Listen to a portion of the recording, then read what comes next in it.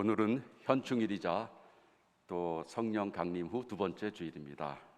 오늘 현충일을 맞이해서 정기와 교우님께서 우리 모두의 마음을 담아서 하나님께 간절한 기도해 주신 것 감사드립니다. 성령 강림 후 두 번째 주일은 평주일에 속합니다. 교회력에 따르면은 대림절 첫째 주, 대개 12월 첫째 주에 시작이 되죠. 대림절 첫째 주로 시작해서 성탄절기를 지나고 또 사순절과 부활절기를 지나고 이제 성령 강림절을 맞이하면서 교회력으로 굉장히 의미가 있는 주일들이 다 이제 마치게 됩니다. 그리고 성령 강림 후 나오는 주일들은 매 주일마다 특별한 주제가 있는 것은 아니고 그냥 일상적인 그런 주일이 되겠습니다. 그래서 평주일에 택해진 성경 본문들은 그 모든 성경들이 서로 밀접한 연관을 가지고 있지는 않습니다. 복음서, 또 서신서, 그리고 구약성서, 시편이 어떨 때는 좀 주제가 각각 다르게 이렇게 제시되기도 합니다. 그런데 특이하게도 오늘 본문은 그 가운데 굉장히 연결되는 주제가 드러나는 것 같습니다. 그것은 다름이 아니고 바로 사탄에 관한 것입니다. 사탄, 우리가 입에 담기도 싫은 그런 이름이고 듣기도 싫은 이름입니다. 그렇지만 오늘 본문 가운데 특별히 마태복음, 마가복음 복음서와 또 창세기에는 바로 이 사탄에 관한 내용이 중요하게 등장을 하고 있습니다. 과연 사탄이 어떤 존재인가? 사탄은 존재하는가? 사탄은 얼마나 대단한 능력을 갖고 있는가? 우리들은 사탄에 대해서 어떻게 대적해야 되는가? 등등 해서 우리가 사탄에 대해서 전혀 생각을 하지 않을 수는 없는 것 같습니다. 언젠가는 이 사탄이라는 주제를 우리가 어떻게 다루어야 할지 심각하게 고민을 할 필요가 있는 것 같습니다. 성경에는 사탄과 관계되는 많은 용어들이 나옵니다. 마귀, 악마, 귀신, 영어로는 디몬, 데블, 이런 단어들이 굉장히 많이 등장하지요. 이런 것들은 다 어떤 관계가 있는지 등등 많은 그 질문이 당연히 생길 수밖에 없습니다. 그리고 자칫 잘못하면은 마치 우리는 악한 영으로 가득 찬 세상 속에서 사탄과 늘 대적하면서 혹은 사탄에게 쫓기면서 삶을 사는 것이 아닌가 하는 그런 잘못된 생각을 갖게 되기도 하는 것 같습니다. 그래서 오늘 이 시간에는 우리가 이 사탄의 정체에 대해서 올바른 이해를 하는 것이 꼭 필요하다는 생각이 들었습니다. 사탄이라는 뜻은 대항한다, 참소한다, 고발한다, 그런 의미가 이제 있습니다. 그리고 또 어떤 사람들은 사탄은 타락한 천사다, 혹은 루시퍼라는 천사가 타락하여서 사탄이 됐다 등 여러 가지 설명을 하지만은 사실 성서는 사탄에 대해서 체계적으로 설명을 하고 있지는 않습니다. 그러니까 우리가 만약에 사탄에 대한 체계적인 이론을 누가 제시하고 이것만이 올바른 설명이다라고 얘기한다면은 그 또한 잘못된 설명이라고 볼 수 있습니다. 어떻게 보면은 사탄에 대해서는 성경이 말하는 만큼만 우리가 이해하고 그 이외의 부분에 대해서는 우리가 굳이 알 필요가 없기 때문에 성경이 말하지 않겠지라고 생각하면서 무시하는 것이 더 나을 수 있을 것 같습니다. 사탄은 여러 가지 그 악한 세력들, 악마들, 이 모든 것들을 하나로 묶어서 대표적으로 이 모든 것들의 근원이 되는 어떤 존재에게 붙여진 이름이다라고 우리가 생각할 수 있습니다. 그래서 우리가 사탄의 정체를 우리가 생각할 때는 결국은 이 땅에 있는 모든 악한 영향력, 악한 세력, 또 이 땅에 있는 죄와 악의 그 근원에 대해서 우리가 배우게 되는 셈입니다. 저는 이 주제에 대해서 좀 곰곰이 생각하면서 크게 세 가지의 요점을 갖고 우리가 사탄과 또 악에 대한 이해를 했으면 좋겠다라는 생각을 하게 되었습니다. 첫째로 사탄적인 현상 혹은 악마적인 현상은 실제한다라는 생각을 우리가 확인해야 되겠습니다. 우리가 살고 있는 역사를 보면은 분명히 악마적인 현상들이 생기고 있습니다. 어떤 경우에는 도저히 저것은 인간이 할 수 있을 악이 아니다라고 생각할 정도의 극악한 일들이 일어나고 있지 않습니까? 많은 사람들이 역사 속에서 확실하게 어떤 사탄의 그 일로, 사탄이 벌인 일로 생각하는 것은 바로 히틀러가 저지른 그런 악랄한 행동들입니다. 아마 히틀러는 그 사탄의 존재를 굉장히 구체적으로 드러낸 그런 인물이라고 볼 수 있고 사탄의 화신이라고 우리가 생각할 수 있을 것 같습니다. 또 우리 개인의 삶을 살펴볼 때 우리 속에 있는 이기심이라든가 게으름이라든가 욕망이라든가 이런 것들을 우리가 주체하지 못하면서 삶을 살 때가 있습니다. 그럴 때도 우리들은 어떤 악한 영향이, 악한 존재가 우리를 사로잡고 있는 것이 아닌가 하는 그런 생각을 하기도 합니다. 칼뱅은 기독교 강요 1권 중에서 사탄에 대한 설명을 하고 있는데요. 그는 성경이 사탄에 관해서 또 악마에 관해서 언급을 하고 있고 그 위험을 경고하고 있기 때문에 우리가 이 주제를 무시할 수 없다라고 얘기를 합니다. 그리고 또한 성경의 여러 가지 기록들을 보면은 악한 영이 활동하고 있고 그것도 굉장히 거창하게 활동하고 있다는 기록들이 많이 있다라고 얘기를 합니다. 막달라 마리아 같은 경우는 7 귀신이 들렸다고 했고 또 마태복음 12장 같은 경우에도 더러운 귀신에 대한 이야기가 이제 나오고 있고 오늘 읽은 본문에도 귀신에 대한 이야기가 나옵니다. 예수님께서 목회 활동을 하면서 귀신 들린 사람들을 치료하고 귀신을 쫓아냈다는 것도 굉장히 중요하게 전해지고 있습니다. 따라서 사탄적인 어떤 세력을 무시하고 마치 없는 것처럼 살아가면 안 되고 악마적인 요소가 이 세상에 있다라는 것을 인식하고 악을 대적하기 위한 노력을 하는 것이 신자들의 올바른 태도라 이렇게 이야기를 합니다. 칼뱅은 악마는 단순히 어떤 생각이나 관념이 아니고 실제이다 이런 식으로까지 얘기를 했습니다. 다른 종교개혁자 루터 같은 경우도 악마의 존재에 대해서 마귀의 존재에 대해서 굉장히 민감하게 대응을 했습니다. 루터는 그가 살아가면서 실제로 여러 번 마귀를 직접 대면한 것으로 그렇게 전해지고 있습니다. 아마 그가 심리적으로 특별히 다른 사람보다 좀 예민하거나 약한 부분이 있는지 모르겠어요. 그가 종교개혁을 하면서 많은 핍박을 받고 어떨 때는 숨어서 오랜 기간 동안 작은 방에서 생활을 해야 됐는데 그 가운데 여러 차례 그 악마를 만났다라고 얘기를 합니다. 그래서 어떤 경우에는 굉장히 무시무시한 동물의 모습으로 나타나기도 했고 박쥐나 올빼미의 모습으로 나타나기도 했고 어떤 때는 악마의 시끄러운 소리를 통해서 그에게 나타났다고 합니다. 그렇지 않아도 종교개혁을 하느라고 사방에 많은 사람들이 루터를 잡아서 처형하려고 하는 때에 그의 내면에서도 이런 악마의 소리가 들리는 것이 얼마나 괴로웠겠습니까?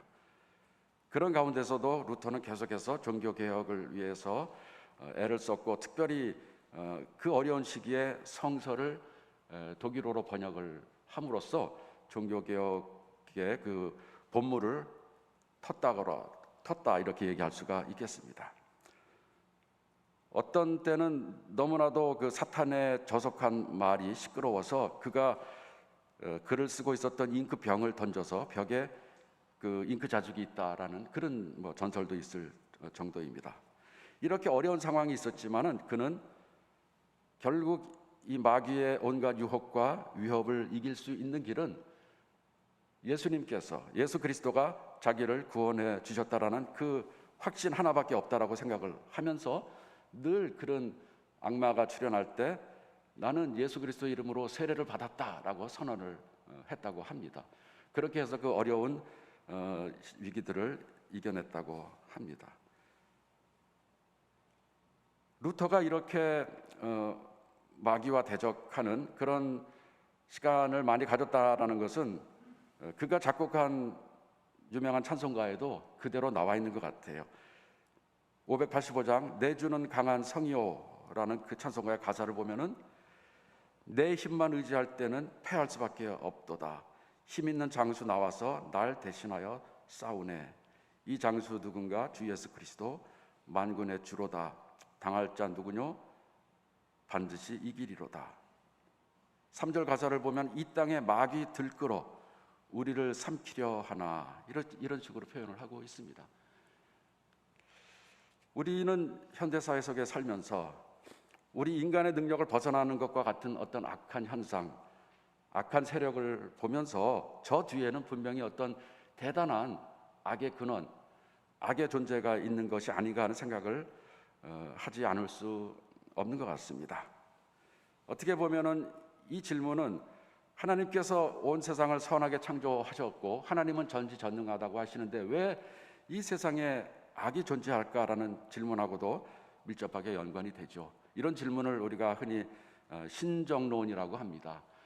하나님이 정의롭다는 것에 관한 논쟁이 되겠는데 어떻게 하나님이 전지전능하시고 전선, 완전하게 선하신 존재이심에도 불구하고 이 땅에 악이 존재하는가라는 그런 질문이 되겠습니다. 결국 우리는 이 땅에 존재하는 악을 없는 것처럼 여기거나 무시할 수는 없는 것 같습니다. 그런 점에서 볼 때 우리가 사탄에 대한 이해를 할 때 사탄의 존재 자체에 대해서는 우리가 다르게 생각을 하더라도 사탄적인 현상 혹은 악마적인 현상이 우리 가운데 실제한다라는 것은 우리가 받아들일 수밖에 없는 것 같습니다. 그러나 많은 사람들이 그 단계에서 다음 단계로 넘어가면서 큰 잘못을 저지르기도 합니다.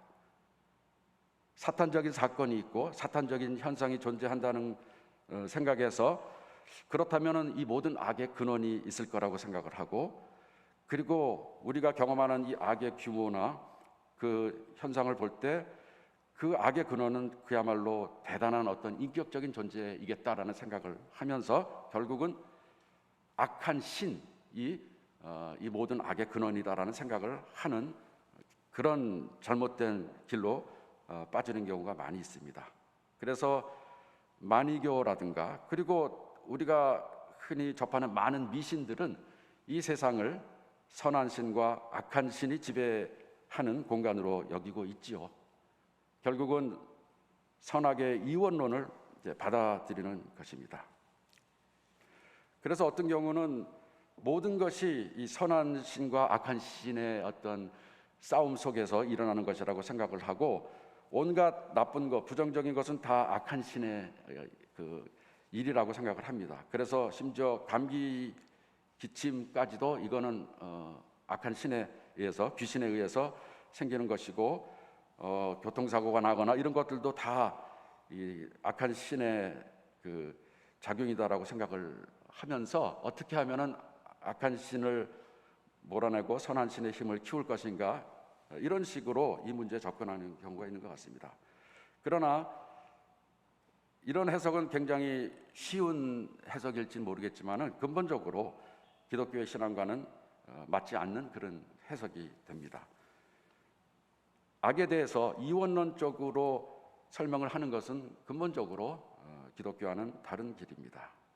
칼뱅도 분명하게 그 사탄에 대한 설명을 하면서 악마는 하나님의 피조물임에 분명하다라고 얘기를 했습니다.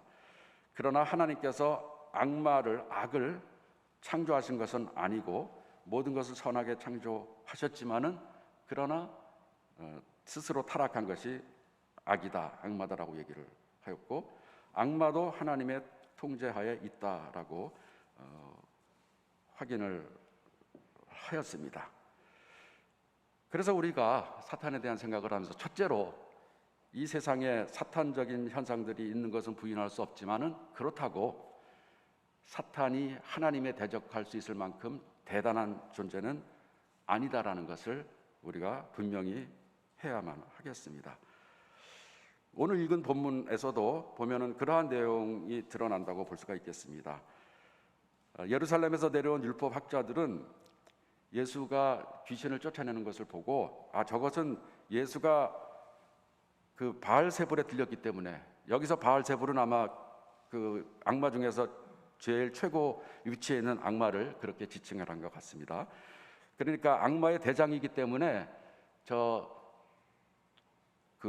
쫄병 악마들을 쫓아낼 수 있었다라고 얘기를 한 것이죠. 그것에 대해서 예수께서는 바알세불이라는 단어 대신에 사탄이라는 단어를 쓰시면서 사탄이 어떻게 사탄을 쫓아낼 수 있겠느냐라고 말씀을 하시고 27절에 보니까 먼저 힘센 사람을 묶어놓지 않고는 아무도 그 사람의 집에 들어가 세간을 털어갈 수 없다, 이렇게 얘기를 하셨죠. 이 얘기는 예수의 영은, 예수님은 사탄이나 바알세불과 비교할 수 없을 정도의 큰 능력을 갖고 있는 분이다라는 것을 밝히는 것이죠.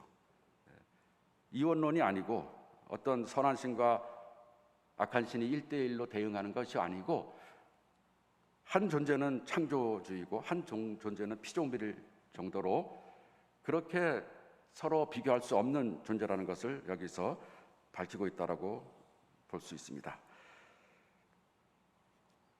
또한 우리가 읽은 창세기 본문에도 보면은 15절을 보니까 내가 너로 여자의 원수가 되게 하고 너의 자손을 여자의 자손과 원수가 되게 하겠다라고 말씀을 하고 나서 여자의 후손은 너의 머리를 상하게 하고 너는 여자의 자손의 발꿈치를 상하게 할 것이다, 이렇게 하나님께서 말씀을 하셨습니다.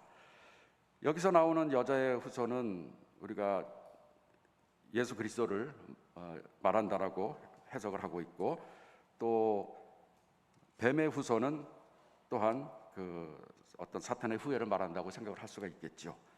여기에서도 자칫 잘못하면은 마치 1대1로 선과 악이 대결하는 것처럼 보이지만은, 그러나 여자의 자손은 뱀의 머리를 상하게 한다라는 것이고, 반대로 뱀은 여자의 자손의 발꿈치를 상하게 한다라고 얘기를 하는 것을 보면은, 머리를 상하게 되면은 이제 그건 죽음이죠. 완전히 파괴가 되고 사라지게 되는 것이죠. 그러나 발꿈치를 상하게 하는 것은 조그만 상처인 것뿐입니다. 그래서 선과 악의 대결이 겉으로 볼 때는 마치 1대1의 대결인 것 같지만은, 그러나 근본적으로 선이 이길 수밖에 없다라는 것을 분명히 하고 있습니다.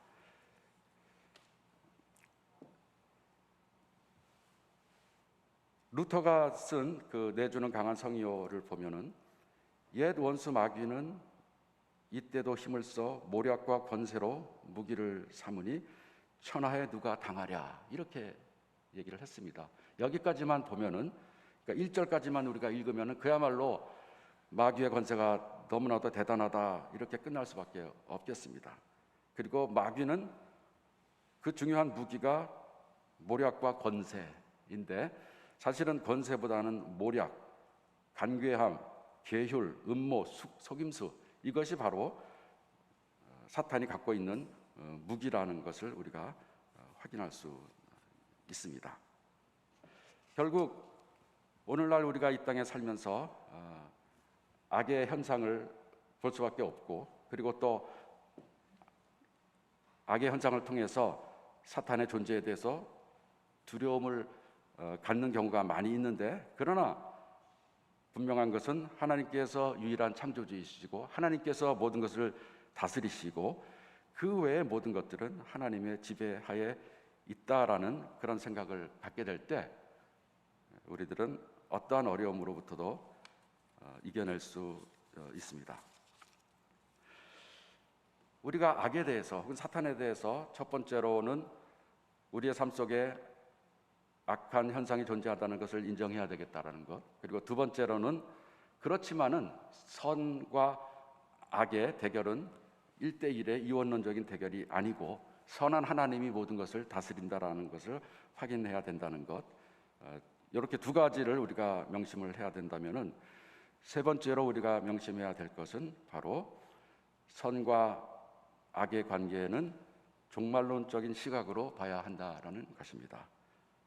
선과 악은 어떤 고정된 관계에 있는 것이 아니고 하나님의 구원의 드라마 속에서 그 영향력이 이렇게 바뀌면서 결국은 선이 악을 극복하는 것이 하나님의 구원사이다라는 것을 우리가 생각할 수 있습니다. 오늘 읽은 그 서신서 말씀에서도 14절을 보면은 주 예수를 살리신 분이 예수와 함께 우리도 살리시고 여러분과 함께 세워주시라는 것을 우리는 알고 있습니다. 이게 무슨 말일까요? 주 예수를 살리신 분이라는 것은 예수께서 십자가에 돌아가셨지만은 그러나 예수를 부활하게 하신 분을 말하는 거가 되겠죠. 예수께서 십자가에 돌아가실 때까지만 하여도 악이 선을 이기는 것 같은 그런 분위기였습니다. 그러나 부활을 통해서 예수께서는 죽음을 정복하시고 모든 악을 극복하시고 부활을 하셔서 살아나셨습니다. 바로 이러한 부활이 우리에게도 생길 수 있다라는 것을 오늘 성서 본문이 말을 하고 있는 것입니다.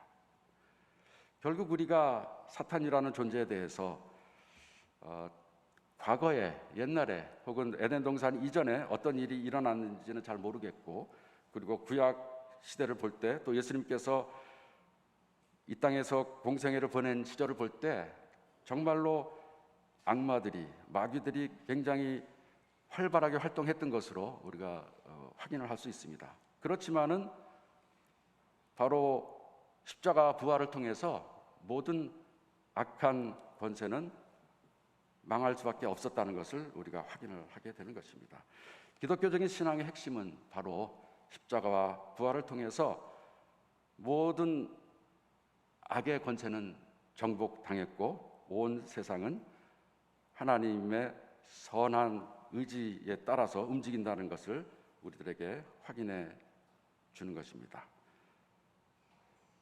부활은 어떻게 보면은 종말의 시작이라고 볼 수가 있습니다. 하나님께서 다스리시고 예수 그리스도가 다스리시는 통치가 시작이 된 순간이 바로 부활이고, 이 부활은 장차 역사 끝에 이루어질 완전한 하나님 나라의 회복의 밑 그림이다라고도 생각을 할 수 있습니다. 그렇다면 왜 여전히 부활 이후에도 오늘날 악이 존재하는 것일까? 왜 우리의 삶 속에서 여전히 악의 유혹과 악의 핍박이 있을까? 우리에게 여전히 큰 문제가 될 수밖에 없습니다. 우리들은 현재 있는 악을 어떻게 생각을 해야 할까요? 역시 우리가 무시할 수는 없습니다. 분명히 진지하고 심각하게 대응을 해야 되겠지만은, 그러나 우리의 마음의 자세는 악에 대한 두려움이나 공포보다는 하나님께서 승리하셨다, 하나님께서 다스리신다라고 하는 그런 확신을 갖고 악에 대응해야 한다는 말씀입니다. 그것이 바로 예수님께서 살아가셨던 방식이었고, 또 초대 기독교인들이 살아왔던 방식이었습니다. 이 땅에 썩어질 것들을 갖고 우리를 위협하는 그 위협에 흔들리지 않고 영원한 하나님 나라를 바라보면서 영원히 변치 않으면서 올바른 길을 우리에게 제시하실 하나님을 믿는 그런 삶을 살았던 것입니다. 저는 오늘날 우리 삶 가운데 보이는 악의 모습 혹은 사탄의 모습을 이렇게 비유하고 싶습니다. 쇠사슬에 묶여있는 미친 개와 같다라고 볼 수 있습니다. 굉장히 짧은 쇠사슬에 미친 개가 묶여 있습니다. 옛날에는 많은 사람을 해치기도 하고 죽이기도 했겠지만은 이제 단단한 쇠사슬에 묶여서 꼼짝하지 못하고 있습니다.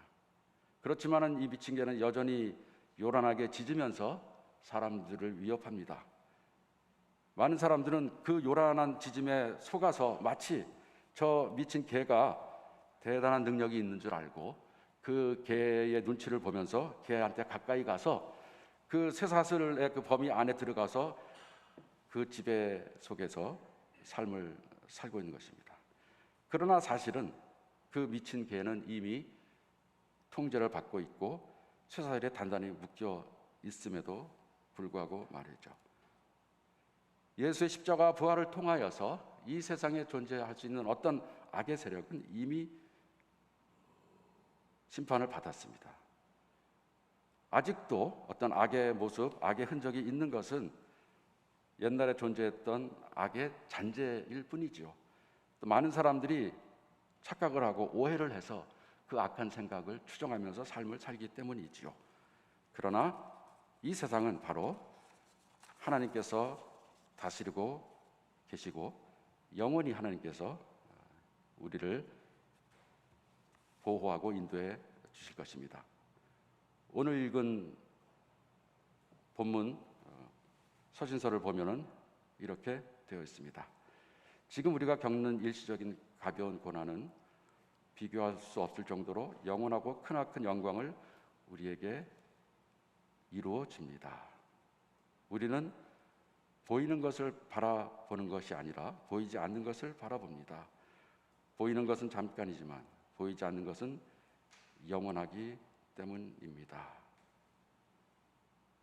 우리가 이 땅을 살아가면서 우리 주위의 환경 때문에 혹은 나 자신의 건강이나 또 내가 처한 여러 가지 어려움 때문에 마음이 약해지고 마치 악한 세력이 우리의 삶을 통제하는 것처럼 느껴질 때 우리가 확실히 확인해야 될 것은 악이 우리를 지배하지 않는다는 것입니다. 하나님께서 이 어려운 가운데서도 늘 우리와 함께 하시고 우리의 가는 길을 인도해 주신다는 사실입니다.